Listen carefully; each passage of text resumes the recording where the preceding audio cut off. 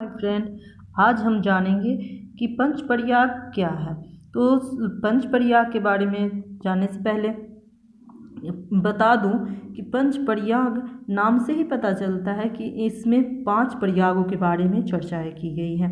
तो शुरू करते हैं। इनमें जो महत्वपूर्ण नदियां हैं उनमें है भागीरथी, मंदाकिनी, अलकनंदा।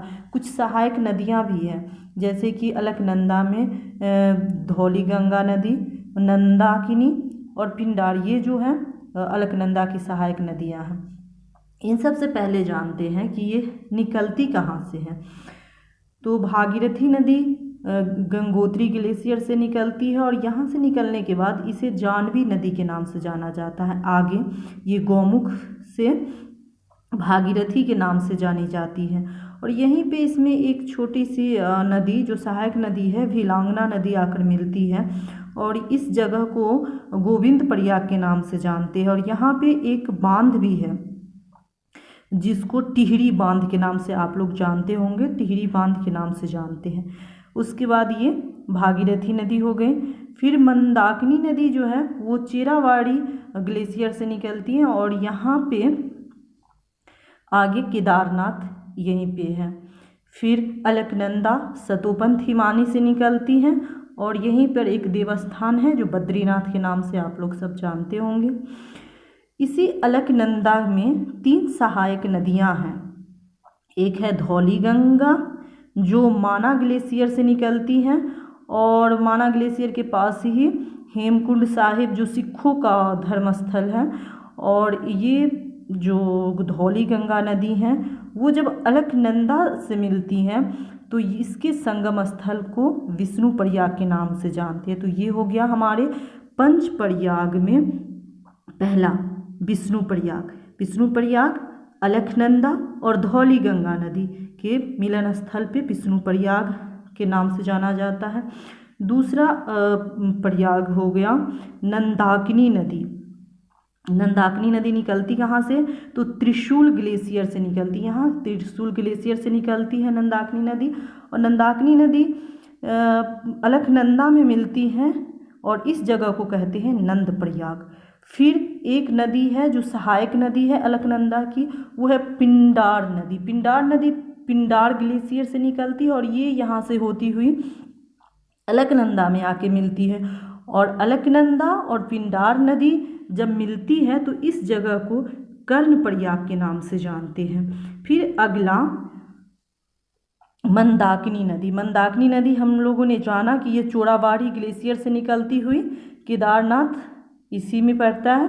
और मंदाकिनी नदी जब अलकनंदा से मिलती है तो इस संगम स्थल को रुद्रप्रयाग के नाम से जानते हैं। और जो सबसे इम्पोर्टेंट है वो है भागीरथी। भागीरथी और अलकनंदा, भागीरथी और अलकनंदा जब दोनों नदियाँ एक जगह मिलती हैं उस स्थल को देव प्रयाग के नाम से जानते हैं। और आप सबको पता ही होगा कि यहाँ से गंगा का नाम गंगा नदी हो जाता है। यानी कि जो गंगा नदी जिसे हम जानते हैं जो भारत की सबसे पवित्र नदियों में है, उस का जो उद्गम स्थल है वो हो गया, ये गंगोत्री ग्लेशियर से निकलती है, लेकिन यहाँ पे ये भागीरथी के नाम से जानी जाती है। और गंगा ये देव प्रयाग में जब अलकनंदा से मिलती है तब यहाँ से एक ही धारा यानी 2 धारा, एक अलकनंदा और भागीरथी, 2 धारा जब आपस में मिलती हैं तो देव प्रयाग में ये आपस में मिलती है और उसके बाद ये गंगा नदी के नाम से जानी जाती हैं। मैप के थ्रू आपने तो समझ लिया, अब मैं सबको पॉइंट वाइज समझाती हूँ। जैसे विष्णु प्रयाग जो है, जो सबसे पहले हम लोगों ने देखा विष्णु प्रयाग, तो विष्णु प्रयाग अलकनंदा और धौली नदी के मिलने से बनता है। फिर नंद प्रयाग अलकनंदा और नंदाकिनी नदी के मिलने से बनता है। उसके बाद कर्ण प्रयाग हो गया, वो भी अलकनंदा और पिंडार गंगा जो नदी है उसके मिलने से बनता है। फिर उसके बाद रुद्रप्रयाग हो गया, वो रुद्रप्रयाग अलकनंदा और मंदाकिनी के मिलने से बनता है।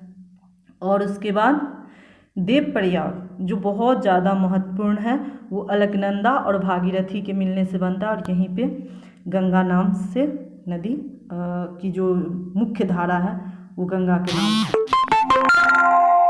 तो ये हो गया पंचप्रयाग के बारे में, जो बहुत इम्पोर्टेंट भी है और अक्सर एग्ज़ाम में पूछ लिए जाते हैं कि नंद प्रयाग किन दो नदियों के मिलन स्थल पे है, या कर्ण प्रयाग या रुद्र प्रयाग। ये पीसीएस या अन्य जो एग्ज़ाम है उन सारे एग्ज़ाम के पॉइंट ऑफ व्यू से ये बहुत ज़्यादा इम्पोर्टेंट है। तो इस तरीके से अगर आप इसे याद करेंगे तो ये आपको जल्दी याद भी हो जाएगा और समझ में भी आ जाएगा। Thank you.